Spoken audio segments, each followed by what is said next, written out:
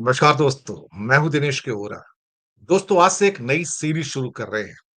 आपको अचंभित कर देगी, प्रभावित करेगी। हम आपके उन विषयों को उठाने जा रहे हैं, हफ्ते में कुछ दिन, जो आपको द्विलित करते हैं, जो आपको प्रतिदिन कम से कम आपकी लाइफ़ को आपके मोबाइल के द्वारा, लैपटॉप के द्वारा प्रभावित करते हैं। किस तरीके से? बहुत सारी चीज़ें हैं। अगर आपने कहीं एक होटल की सर्च कर ली, तो पता लगा कि सैकड़ों मैसेज और मेल्स आपके पास आ जाएँगी, उस एरिया के होटल्स को लेके या रेस्टोरेंट्स को लेके। अगर आपने किसी हिल स्टेशन के बारे में कोई ज़रा-सी इंक्वायरी कर ली, तो यकीन मानिएगा, उस हिल स्टेशन के सारे होटल्स और ना जाने रेस्टोरेंट्स और बाज़ार आपके सामने, आपकी मेल्स में और आपके मैसेजेस में खुलने शुरू हो जाएँगे। अगर आपने कोई और इंक्वायरी कर ली, किसी मकान की इंक्वायरी कर ली, तो पता लग रहा है आपके पास कम से कम जो सैकड़ों मैसेज, एसएमएस या व्हाट्सएप के ऊपर या मेल्स पर आने शुरू हो जाएँगे कि आप यहाँ मकान देख रहे हैं, रेंटल चाहिए, कौन-सा चाहिए या लोन चाहिए। आप ज़रा-सी कोई इंक्वायरी कीजिए और ऐसा लगता है कि कम से कम 100, 150, 200 लोग आपके ऊपर टूट पड़ते हैं।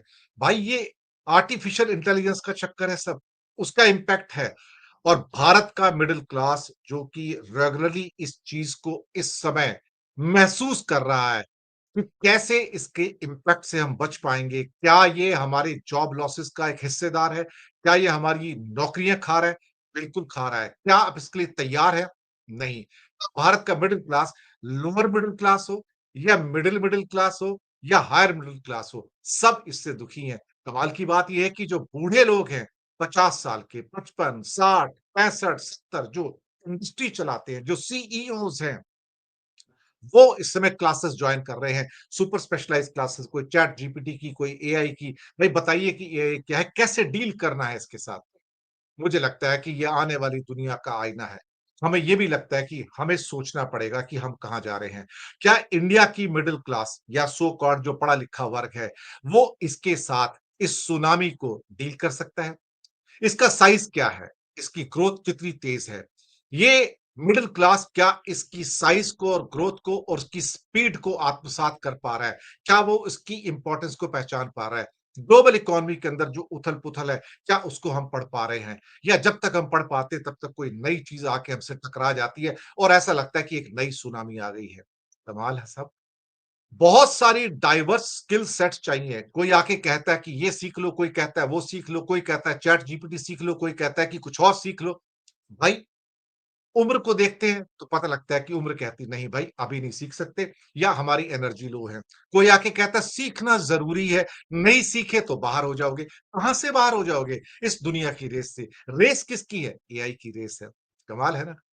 या इसके बाद आपकी जो एस्पिरेशंस है, आप यंगस्टर्स को बताते हैं एआई में जाना चाहिए, एआई को सीखिए, एआई के बारे में जानकारी प्राप्त कीजिए। लेकिन जो कह रहे हैं, उनके पास एआई की जानकारी है। ये यूँ भी हवा में बातें कर रहे हैं। मुझे लगता है कि कुछ क्वेश्चन्स तो मैं भी उठाकर लाया हूँ। मैं ये नहीं कह रहा हूँ कि मैं कोई एआई का एक्सपर्ट हूँ, लेकिन प्रश्न जो आपके दिमाग में है, वो मेरे दिमाग में भी है कि इस डिजिटल ऐज में पढ़ी-लिखी मिडल क्लास है, अल्टीमेटली वो कहाँ जा रही है? इसका क्या होने जा रहा है? हमारे जॉब्स के ऊपर, नौकरियों पे क्या इम्पैक्ट होगा? पोटेंशियल क्या है इसका? Manufacturing, customer service, administrative roles यानी कि क्या रोबोट्स ही काम करेंगे? वही आपको सब बताएँगे। कस्टमर सर्विस में अगर आपने कोई क्वेश्चन डाला, सामने से एक आंसर आ जाएगा, लेकिन वो तो मैकेनिकल आंसर है, वहाँ पे कोई व्यक्ति तो बैठा नहीं है। फ़ोन उठाएँगे, तो पता लगा 1 घुमाइए, 2 पे डायल कीजिए, 3 पे डायल कीजिए, 4 डायल कीजिए, आप व्यक्ति से बात ही नहीं कर पाते हो। मुझे लगता है बहुत सारे रोल्स ऐसे हैं, चाहे एडमिनिस्ट्रेशन के जॉब्स हों, कस्टमर सर्विस के हों, मैन्युफैक्चरिंग के हों या किसी और सेवाओं सेवाओं के हों, वो सारे के सारे जॉब्स एआई हैंडल करता जा रहा है। लेकिन जब एआई हैंडल कर रहा है, तो वहाँ पर जो एक व्यक्ति बैठा हुआ था, वो तो बाहर हो गया। तो वो बेचारा देख रहा है हसरत भरी निगाह से कि मेरा जॉब कहाँ चला गया भाई, कौन खा गया? एक ऑटोमैटिक कोई एक रोबोट आता है और वो आपकी जगह पे बैठ के काम करता है। कमाल है ना? कहने को तो कहा जा रहा है कि ये थकता नहीं है, ये बीमार नहीं होता है, ये ना नहीं करता है, ये 10 घंटे, 12 घंटे की ड्यूटी नहीं, ये 24 घंटे की ड्यूटी करता है और ये शिकायत नहीं करता है। जैसे कि बाकी लोग कहते हैं मैं थक गया हूँ, मुझे आराम चाहिए और मुझे थोड़ा बहुत कहीं न कहीं एक क्या कहते हैं कि लीवे मिल जाए तो मैं कहीं बाहर घूम के आ जाऊँ। ये भी नहीं जाता कहीं पर। कहा जा रहा है, ये आपकी प्रोडक्टिविटी बढ़ा देगा, ये आपकी एफिशिएंसी बढ़ाएगा और ये दरअसल देखा जाए तो हमारा जो प्रोडक्शन है, उसको कई गुना बढ़ाकर ले जाएगा, लेकिन प्रोडक्शन तो बढ़ जाएगा। सवाल ये पैदा होता है, जो इंसानों को इसने डिस्प्लेस कर दिया उस फैक्ट्री में से या उस ऑर्गेनाइजेशन में से या उस वर्क कल्चर के सेटअप में से, वो कहाँ जाएँगे? वो तो बाहर खड़े होकर हसरत भरी निगाह से देखेंगे, हमारे जॉब तो चले गए, खाने को रोटी नहीं है। अल्टीमेटली जो अपस्किलिंग है या रीस्किलिंग है, इस रैपिडली चेंजिंग लैंडस्केप के अंदर क्या उसको हम डील कर पाएँगे? देखिए, बहुत सारी चीज़ें हो रही हैं, अपॉर्च्युनिटी तो है, कहने को तो बहुत सारी है। एआई का जो डेवलपमेंट हो रहा है, उससे जो रिलेटेड सपोर्ट रोल्स हैं या जो डेटा साइंसेज़ हैं या इसके अलावा जो इसमें निकलती हुई नई एंटरप्रेन्योरशिप है, इनोवेशंस है, एआई ड्रिवन इंडस्ट्रीज़ है। लेकिन आपको कौन बताएगा एआई ड्रिवन इंडस्ट्रीज़ क्यों है?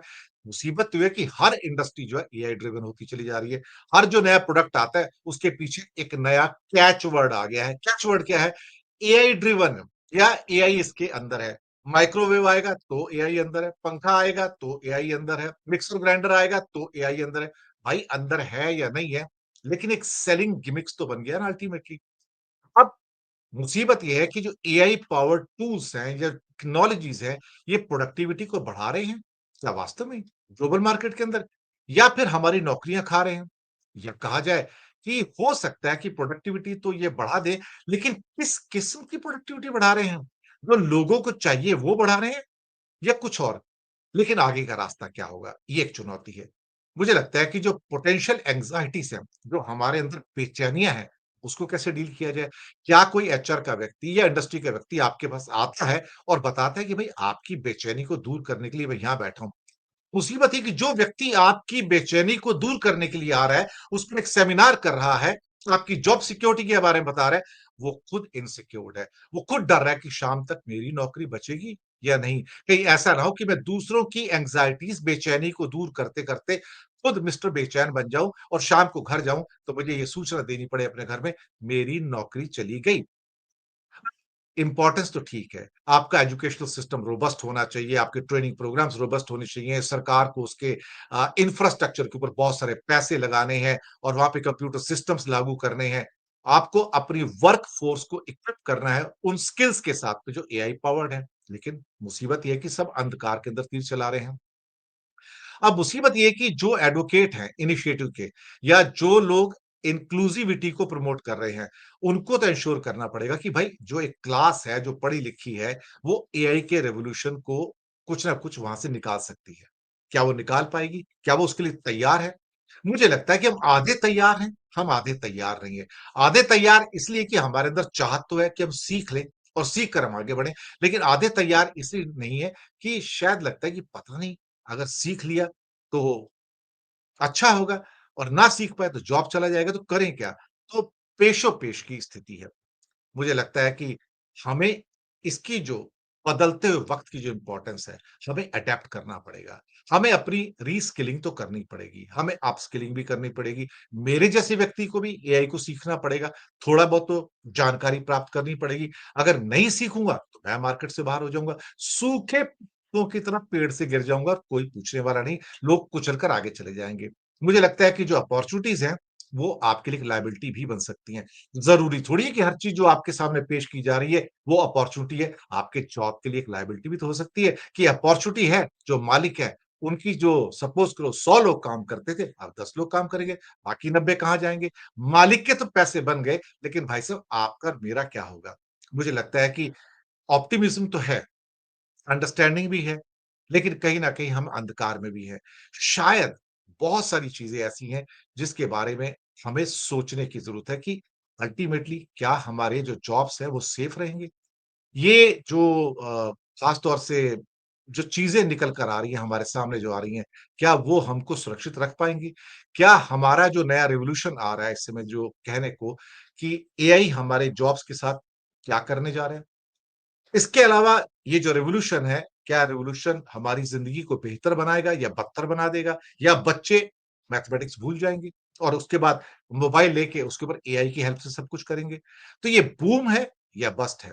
मुझे लगता है कि बहुत सारी जो चीज़ें पहले भी टेक्नोलॉजी के बारे में आई थी, वो बस्ट होके निकल गई थी और जो डर थे उनके शायद वो उतने मीनिंगफुल नहीं थे जितना उनको दिखाया जा रहा था। मुझे लगता है कि मिडल क्लास जो भारत की है, मैं मिडल क्लास किसको कहूँगा? जो एक पढ़ा-लिखा क्लास है, जो बीए पास है, बीएससी पास है या 12th पास भी है, लेकिन वो मोबाइल को, लैपटॉप को, जो उनके टैब्स हैं, उनको हैंडल करने में वो कामयाब है। एआई थ्रेट है, लेकिन क्या भारत इसके लिए प्रिपेयर्ड है? क्या भारत के युवा इसके लिए प्रिपेयर्ड है? क्या भारत के वो जनता जो कि इस समय काफ़ी हद तक अ, डिजिटल जिसे क्या कहते हैं ना अवेयरनेस उसके अंदर आगे बढ़ चुकी है?